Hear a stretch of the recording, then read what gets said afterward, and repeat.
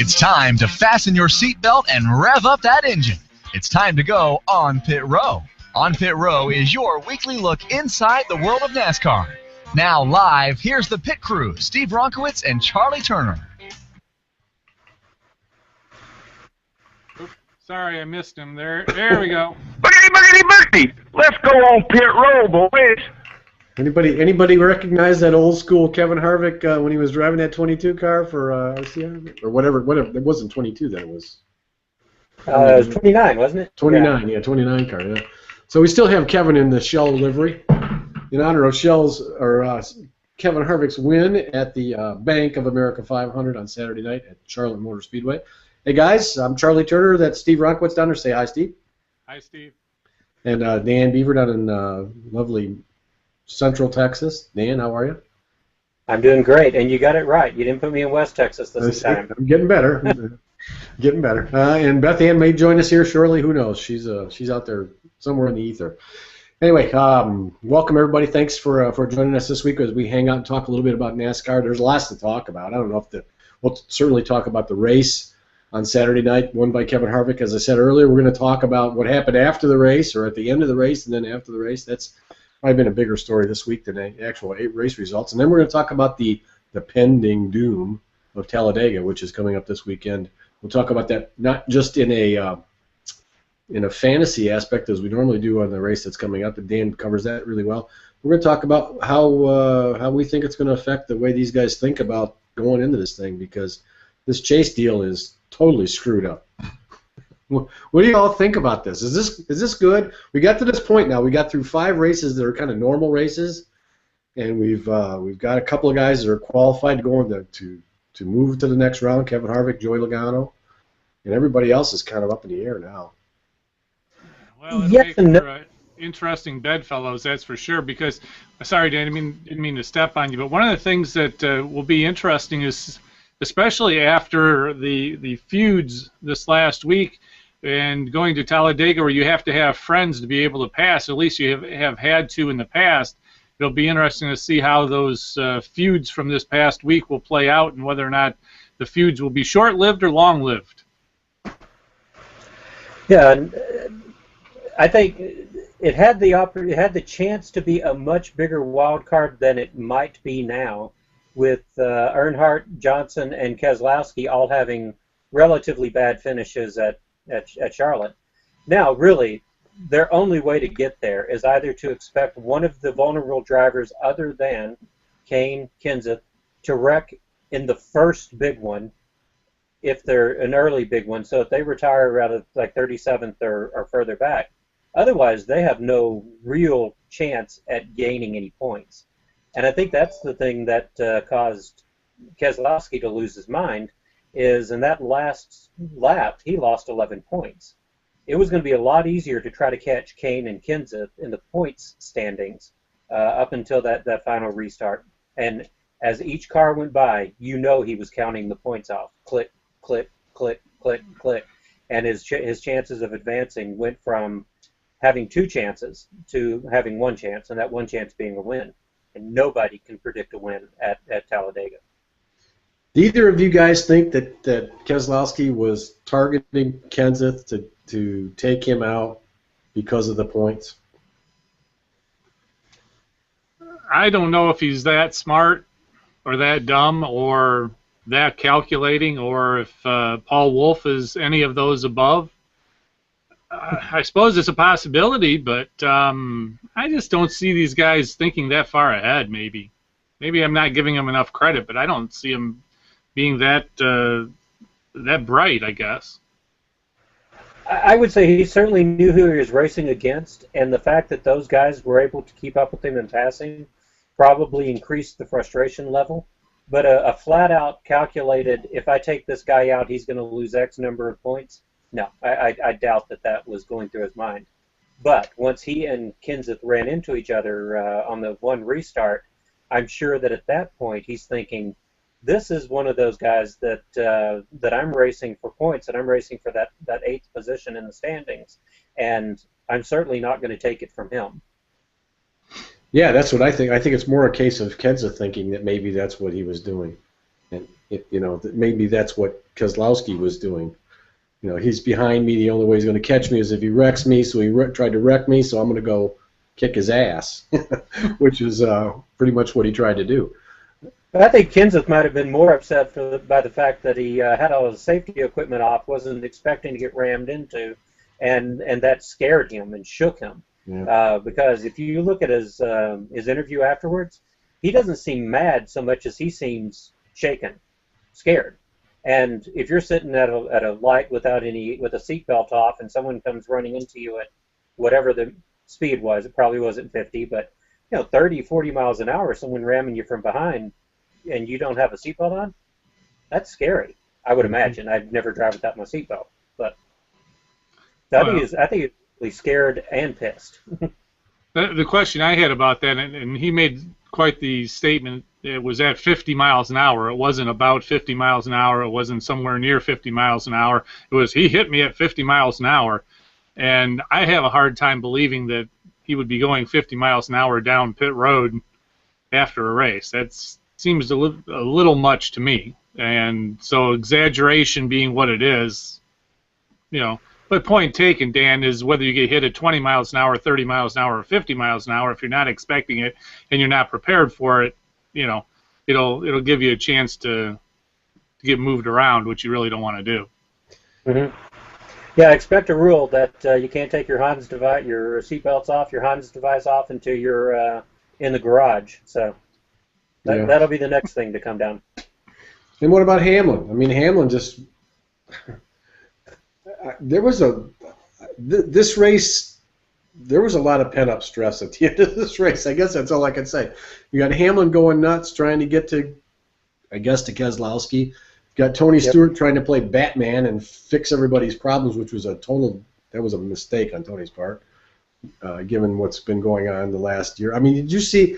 You guys had to have seen the general sports media and the general media just jumped on that like Tony Stewart, broke parole or something. It's just don't even get me started on the Good Morning America, which is ABC/ESPN is the same, basically the same thing, and they just totally butchered a story, just absolutely butchered the story again. I put the link of that video on our Facebook page too. It was really ludicrous.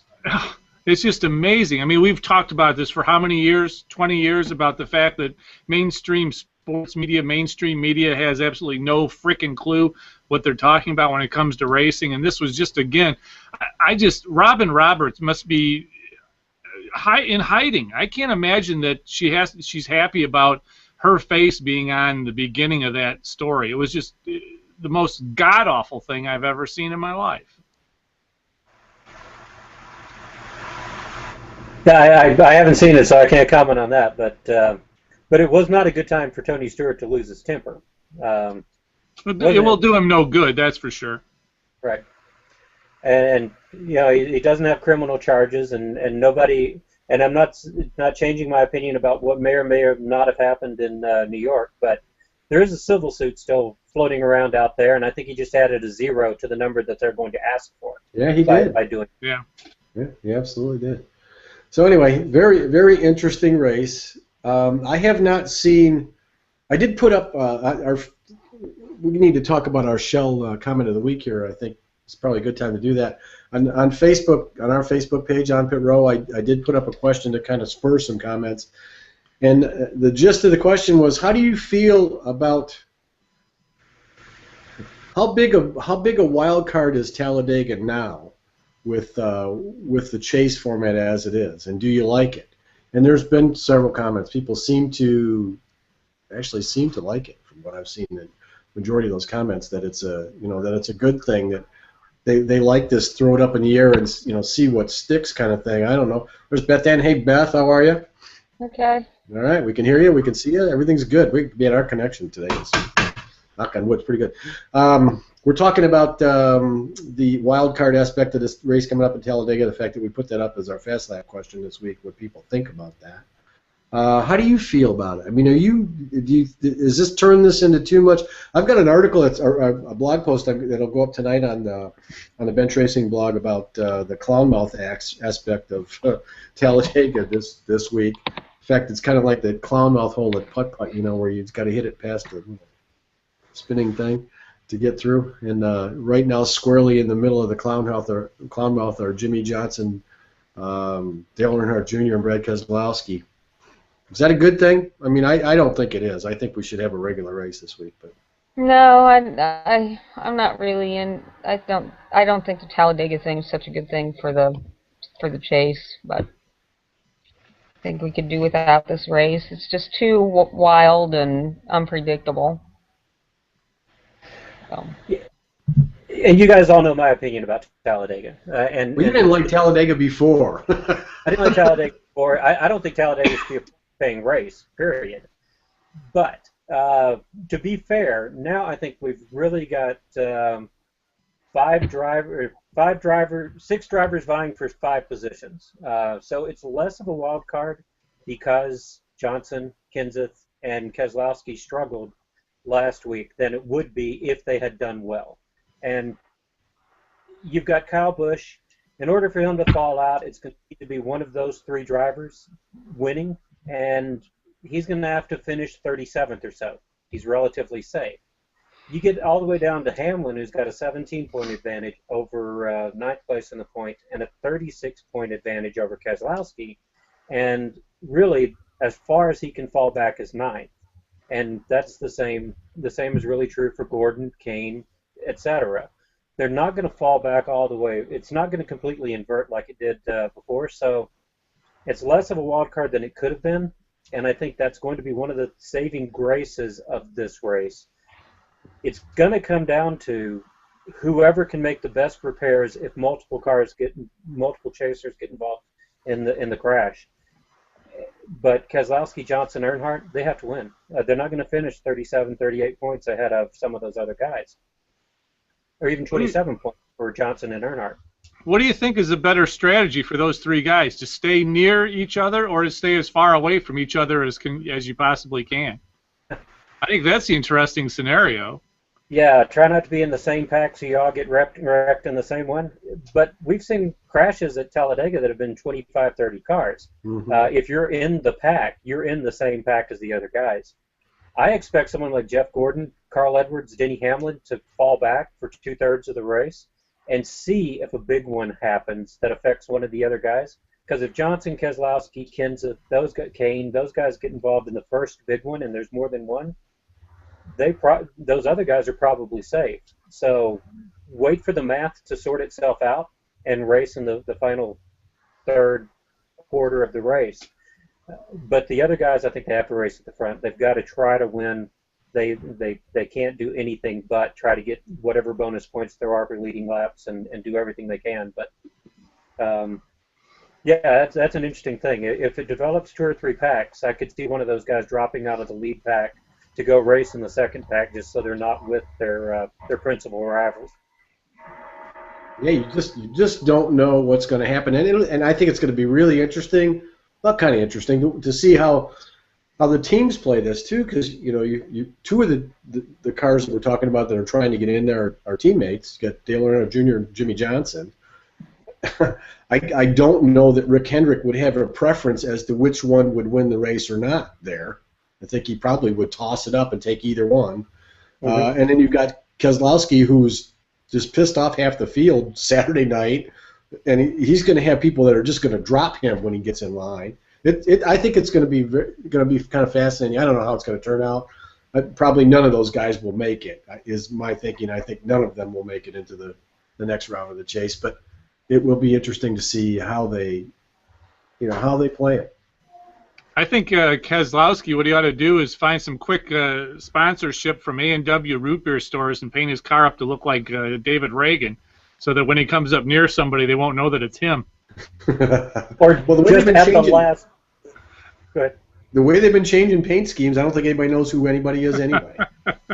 Yeah. Well, I don't want to get into that, but that was one of the ugliest paint schemes I've seen all year on that. Wrinkle and yellow, yeah, that was pretty ugly. Yeah, that was awful. But who would have thought? Go ahead, Dan. Sorry. At the last minute, what he should do is just climb into Ryan Blaney's car and get Blaney to climb in his. and see if anyone notices. There you go. He's got just as good a chance of winning in that car as he does in his own. Maybe a better chance. Yeah, I'm gonna read this fast lap question I put up, and then Steve, we're gonna tell them what they could possibly win, but the best comment this week. What I said was, how do you like the chase now with Talladega as an even?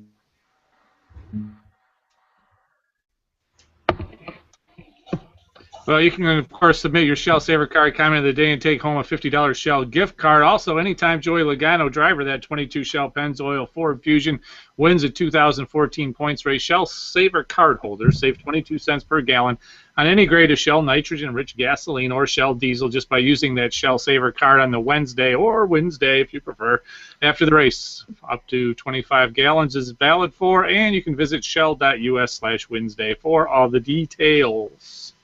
All right. So yeah, leave us a comment. We've had some great comments the last couple of weeks, and it's really hard to make the decision of which one's the best. But keep them coming. It's fun. Any last thoughts on this race? I mean, before we move on to, there must be something else to talk about this week besides fisticuffs in the pits and that kind of stuff. Well, I just thought it was kind of interesting that the coolest head out of Joe Gibbs Racing was Kyle Busch. Who would have thunk that? Yeah. You never. So that's kind of unobtrusive, I guess, but that's a little different. I don't know what else you can say about Talladega other than it's going to be what it's going to be. So that's kind of an interesting scenario. And I made this point a little bit earlier on the other show that we were doing. What got lost in all of this was another big group of really good stories. Kyle Busch getting his 5th top 10 for the first time since the beginning of last year. Joey Logano finishing either 1st or 4th with that great surge at the end in all 5 of the chase races. Kyle Larson as a rookie getting his 5th top 10. Martin Truex Jr. extending his streak of top 15s. The Ganassi guys being the top non-chasers again, with McMurray and Larson both being there at the front of the pack. There were a lot of great stories that nobody's talking about. Nobody noticed because of the Donnybrook in the pits. I used kerfuffle earlier, so I like to shake those up from time to time. Yeah, you use kerfuffle, and Steve with his plethora. I don't have any of those things. I don't think. I've always thought Donnybrook would be a great name for a racer, and wondering just how attached Brad Keselowski is to his name. Yeah, Donnybrook, that'd be good. I think he'll be in the remake of Days of Thunder 2. Yep. Tell me there's not going to be one of those, please. I would say we're long overdue for that. As long as it's not Talladega Nights, too. Oh, my God. Oh, thank God, yeah. Oh, well. Or anything with Michael Waltrip in it.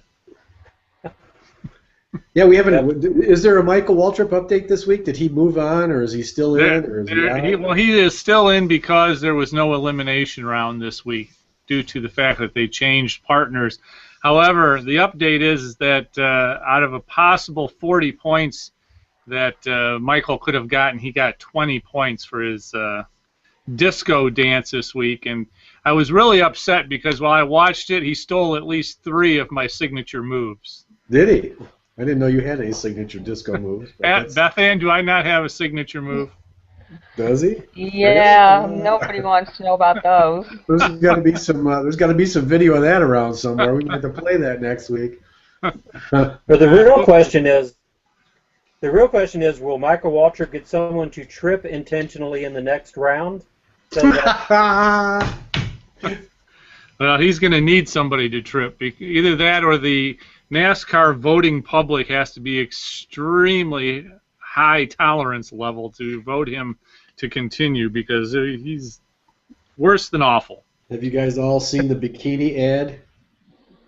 Yeah, I managed to avoid the show, that's now they're going to just throw that up there.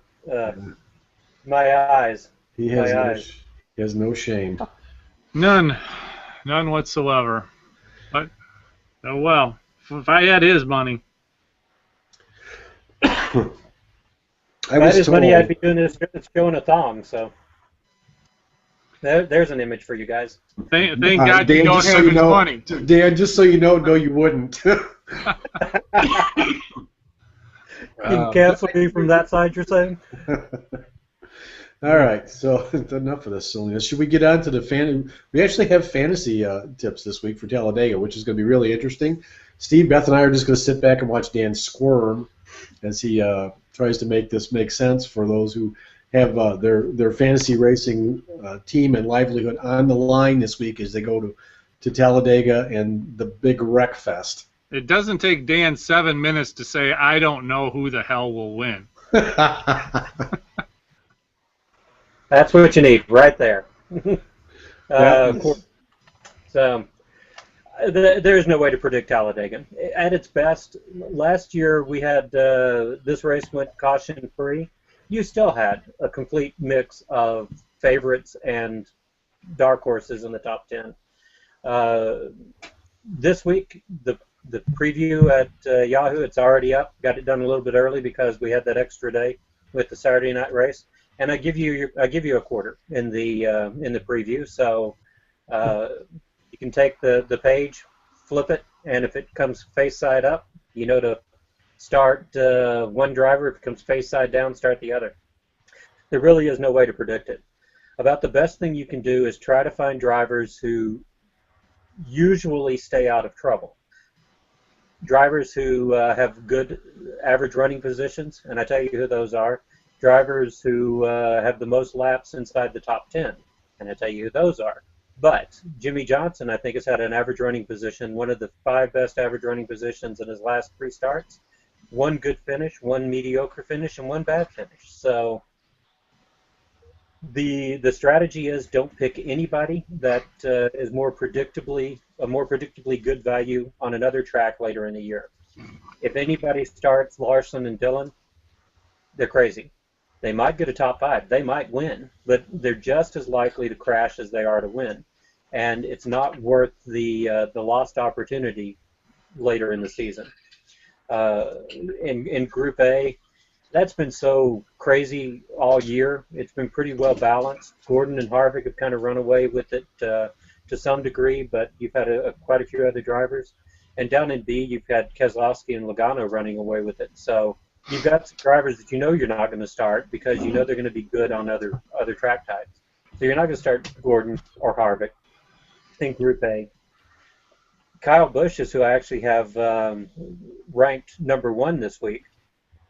And typically, Kyle Busch is kind of an erratic driver, but that is not as important at Talladega as it is on other tracks because everybody at Talladega is an erratic driver. I did it just by the numbers this week for Group A. Played around a little bit down in Group B, but for the most part, the player needs to decide what kind of allocation management they want to do, and they have to decide who's lucky, who they're going to feel lucky with. In Group A, you've got Dale Earnhardt Jr. He's not the Pied Piper that he used to be, but he's still good at Talladega. He miscalculated or drove way too conservatively in the Aaron's 499 this May. Doesn't mean that he'll do it again, and he certainly can't do it again because he has to win in order to advance. So Earnhardt is either going to finish in the top 5 or crash trying. So Earnhardt is probably going to anchor most of the Group A teams for that reason. But Kyle Busch, when he stays out of trouble on the plate tracks, he also holds a steady wheel. In Group A, you've got Matt Kenseth, who tends to be crash prone. So you're going to avoid him for that reason. You've got Kurt Busch, who is kind of an all-or-nothing driver too, but he's been nothing here recently, so you're probably going to avoid him. Down in Group B, Brian Vickers probably has one of the best records, mostly because he's missed 3 of the last 5 races. But the 2 races that he made in that span of time, he has top 5 finishes. He's got a victory here when he wrecked his teammate Dale Earnhardt Jr. to get it. So he proved that he'll do whatever it takes to get to the front of the pack. So I think Vickers is probably a good pick down in Group B. You have Martin Truex Jr. He's got that DEI, that old DEI magic, that old MWR magic. So he learned how to race on the plate tracks from the Masters, and he's coming in with his consecutive top 15 finishes. in I think 5 races, maybe 6 races. You've got Greg Biffle, who I've said to avoid mostly here recently, but he hasn't wrecked nearly as much as, say, his teammate Carl Edwards. Carl Edwards is another crash-prone driver at Talladega. So it's a lot easier to decide which drivers to avoid than it is to decide which drivers to pick. Down in Group C, you've got a 46-car field this week, so you have to make sure that whatever dark horses you take, you at least have one driver that you know is going to make the show. You're not going to take Trevor Bayne and Ryan Blaney because they both could miss if they qualify outside the top 36. But you might take Michael Waltrip and then anchor it with Danica Patrick, who you know has got enough owner points to get in, even if she can't qualify. So you're going to pick which driver you're probably going to start and put another driver on there that you've got as a backup. You wouldn't even put Kyle Larson or Austin Dillon on there as a backup because if you've got Ryan Blaney, Trevor Bayne, and one of those other guys, then you're going to have to waste an allocation on them. So leave them in the garage completely and make your decisions based on other things. Then put a little tickle file in your calendar so you know to change it back next week, because next week we go to Martinsville and you get a slightly different cast of characters from the unrestricted intermediate speedways. But you certainly are not going to have the same drivers running strong there at Martinsville than you had running strong here at Talladega. So that's a long way to say you're kind of on your own. Nothing's predictable, but don't do anything stupid. Don't use anybody that will be more useful later on in the year. All right, well, flip your coins, right? So before we get into our individual picks to win this week, hold on a second. And hit the professional cough button there, which doesn't blank out the screen, so you still get to see me cough. There was a time when this was restrictor plate races were more predictable, back when DEI was on that roll. And I mean, that's ancient history, and none of that counts for today. But what do you think was going on then? Did DEI have something that nobody else had, or did they just have a stable of drivers that had this figured out? I think it wasn't so much DEI, it was Brad. Richard Childress, Andy Petrie, and DEI really kind of hit on something that benefited all 3 of the organizations. And the draft was different. You could figure out how to pull up and get around. And because all of those guys worked so well together, they had a much better chance at being in the front of the pack. So up until we lost Dale Earnhardt Jr. or Dale Earnhardt Sr., he was the guy that you had to beat on the plate tracks, and along comes his son, along comes Michael Waltrip that inherited that from him. But I think it was that group, that collaborative effort. Now the draft is so different that you just can't do the same things that you used to be able to do. And I started to make this comment when you said they might drop Brad Keselowski out of the draft. I don't think you can do that anymore. You can't drop anybody out. And it's why we see rookies running so well. Kyle Larson had a top 10 finisher recently. Ricky Stenhouse Jr., until he crashed in the Coke Zero 400, had a perfect streak of top 15s. And that's not the kind of thing that's supposed to happen with rookies, because the veterans don't want to draft with them. They don't have a choice. They can't not draft with them. They can't get rid of them. So that now means that you can't get anybody out of the draft. You just have to deal with the people in front of you. And maybe you can get them a good little push on the last lap, but that's all you can do. All right, well, I'm going to go first in our picks this week, and I'm taking Danica Patrick because I don't think that NASCAR is going to get its wish and get Jimmy Johnson or Jimmy Johnson or Dale Earnhardt Jr. or Brad Keselowski into the chase. So the next best thing is to have a woman winner first ever NASCAR race. So I got Danica this week. What you got, Beth? I'm going to go with Jamie McMurray.